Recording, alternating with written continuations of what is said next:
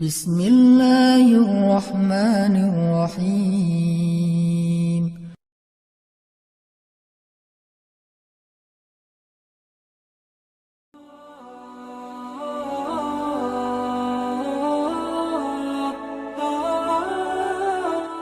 Cobalah belajar, ajari telinga kita untuk ikhlas. Ajari telinga kita untuk ikhlas. Apa maksud telinga kita untuk ikhlas? Maksudnya telinga kita ini belajar mendengar sesuatu itu karena Allah, bukan karena kita, bukan karena orang lain. Kalau karena kita hanya mau mendengar sesuatu yang menyenangkan hati kita. Kalau karena orang lain, kita mendengar orang-orang yang menurut kita respect, menurut kita orangnya keren. Kalau misalnya orangnya kita sebel, kita nggak mau dengar. Tapi dengarlah karena Allah. Kalau karena Allah, asalkan itu kebaikan dan kebenaran, kita terima dari siapapun, dari musuh sekalipun. Apa kata Nabi? Terimalah kebaikan walaupun keluarnya dari mulut seorang budak Habasyah. Artinya, bukan karena siapa yang ngomong, bukan seperti apa ucapannya, tetapi intinya adalah kebaikan, dengarkan saja. Dan itu bukan mengkritik kita, itu justru sesuatu yang baik buat kita. Nahnu ahaqqu bihadza. Kaum muslimin lebih berhak menerima kebaikan ini daripada orang lain. Sehingga terima kebaikan itu dari siapapun. Enggak boleh sombong. Jangan sampai kita mengingkari kebenaran dan kebaikan hanya gara-gara kebenaran dan kebaikan itu keluar dari orang yang menurut kita lebih rendah daripada kita. Jangan sampai kita menolak suatu kebaikan hanya gara-gara kebaikan itu ditampakkan oleh orang yang menurut kita nggak baik. Menurut kita nggak baik, padahal belum tentu menurut Allah kayak gitu. Jangan sampai seorang istri menolak nasihat dari suaminya yang menurut istrinya, suaminya belum menjadi seorang suami yang solih.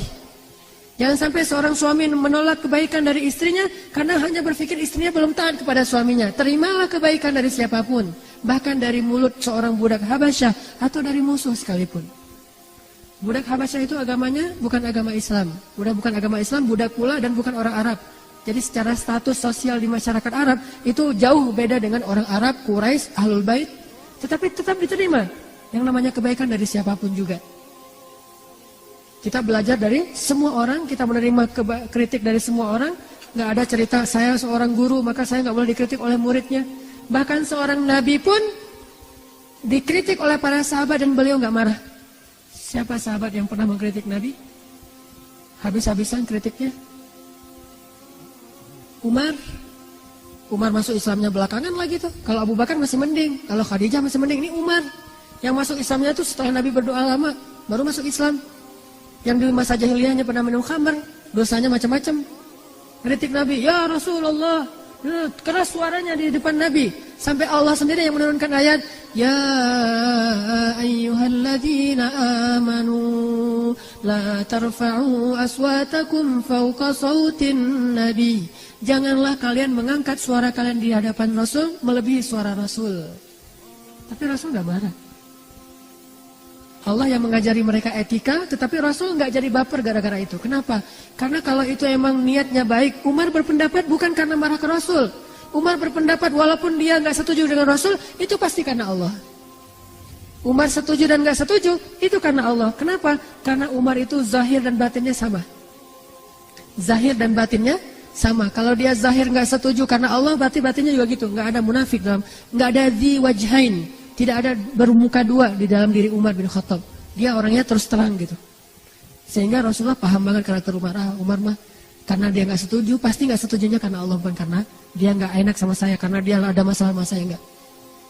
Pernah Umar dengan Abu Bakar tuh kayak gitu.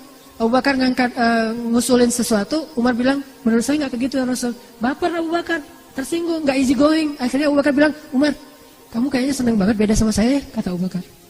Kata Umar, enggak, saya emang kayak gini pendapat saya. Tapi kamu selalu membantah saya, nggak pernah sama pendapat kita. Ramai itu di depan Rasulullah. Akhirnya turun lagi ayat, ya ayyuhalladzina amanu la tarfa'u aswatakum. Jangan lagi kalian bersuara keras di depan Nabi. Bertaubat lagi. Pernah ngalamin kayak gitu juga sahabat. Insaniyatus sahabah, sisi-sisi manusiawinya para sahabat. Tapi ketika mereka udah paham, Umar pernah dikritik lebih keras dari ini, tapi nggak sampai membawa perasaan. Ketika Umar jadi Amirul Mukminin, Khalifah, Presiden, bayangin yang mengkritiknya seorang mantan budak, Bilal bin Rabah. Ngebantah terus. Umar ngeluarin suatu undang-undang, dibantah sama Bilal. Umar ngeluarin keputusan presiden, dibantah sama Bilal. Pokoknya Bilal ini ngebantah Umar aja terus. Sampai Umar bilang ini apa? Kata Umar, ya Allah aku berlindung kepadamu dari Bilal. Sampai ngomong gitu coba.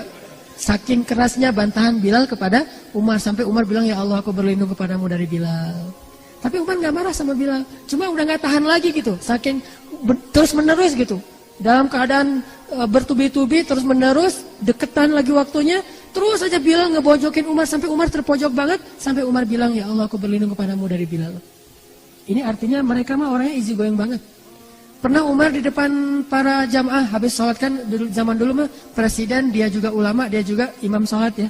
Habis ngimamin sholat, Umar berdiri kemudian mengumumkan satu pengumuman.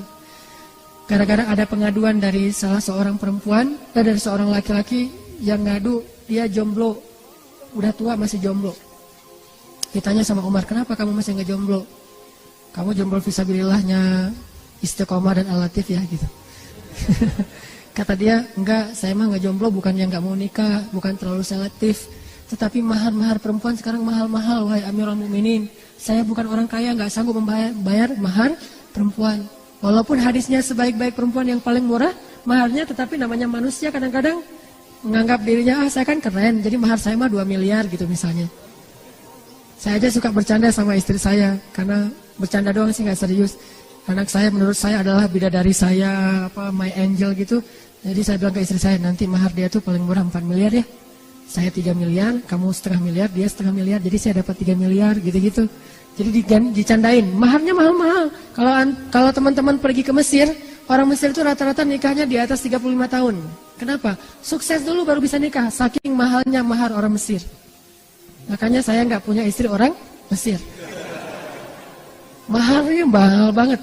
Apa maharnya? Harus punya satu bungalow, mobil. Kemudian emasnya itu sampai ditaruh dari ujung pergelangan tangan tuh sampai di siku tangan. Penuh berapa kilogram? Setengah kilo.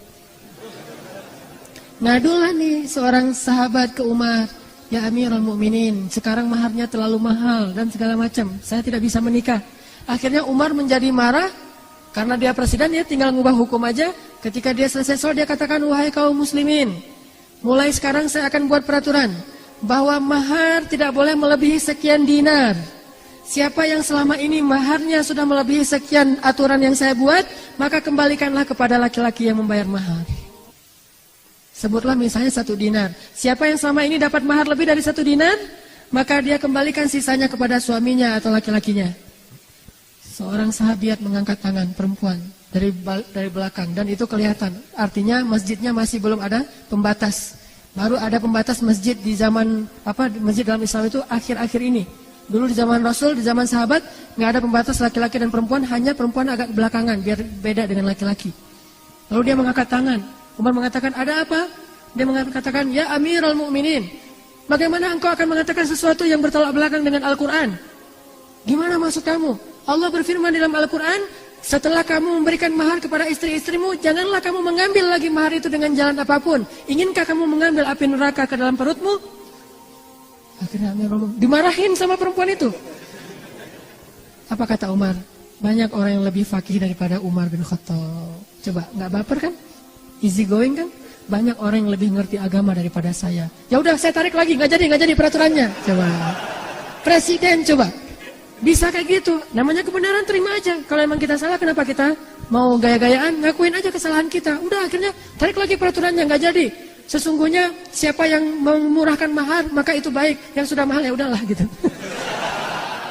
Jadi kayak gitu peraturannya. Jadi nggak tegas gitu peraturannya. Awalnya tegas banget, tiba-tiba jadi toleran. Siapa yang memurahkan maharnya, maka dia itu kebaikan. Siapa yang mahal, itu mah terserah. Sampai kayak gitu.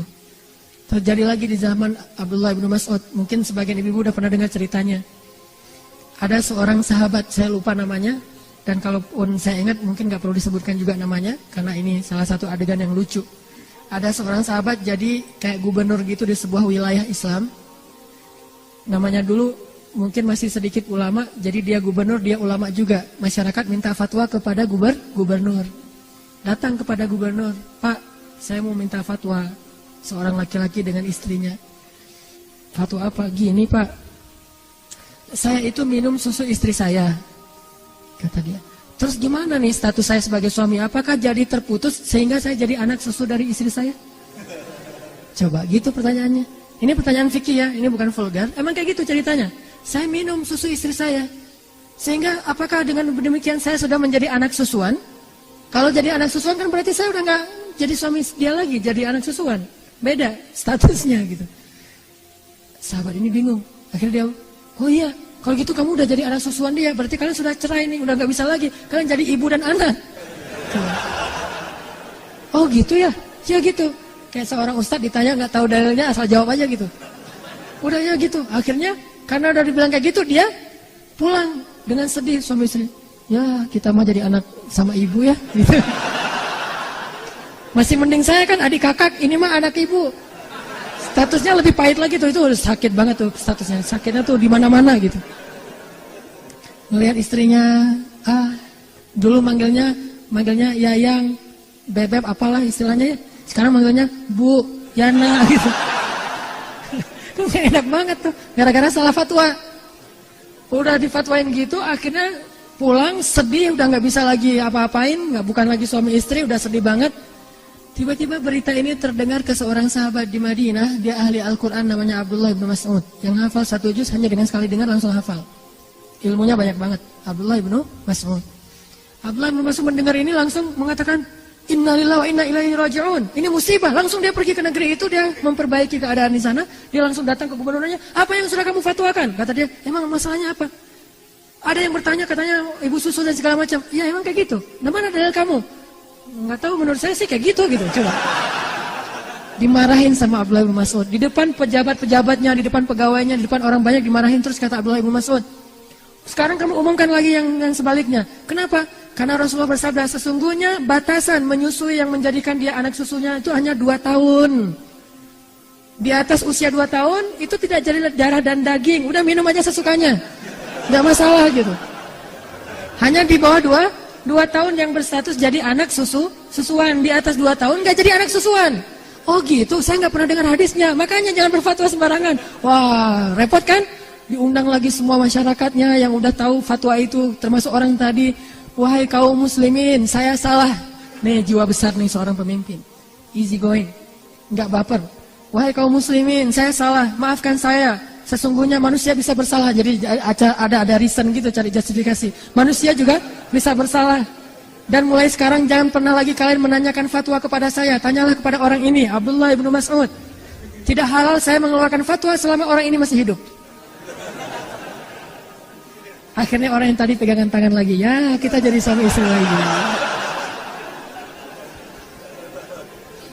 Jangan terlalu ngebawa perasaan. Udah kalau emang itu benar, terima aja. Akuin saja bahwa kita salah. Apa ruginya kita mengakui salah? Bukankah Allah memaafkan kesalahan? Yang rugi kalau kita nggak mengakui kesalahan, kita nggak akan pernah mengubah kesalahan kita menjadi kebaikan. Maka solusi yang diajarkan oleh para ulama tadi adalah terimalah kebaikan walaupun dari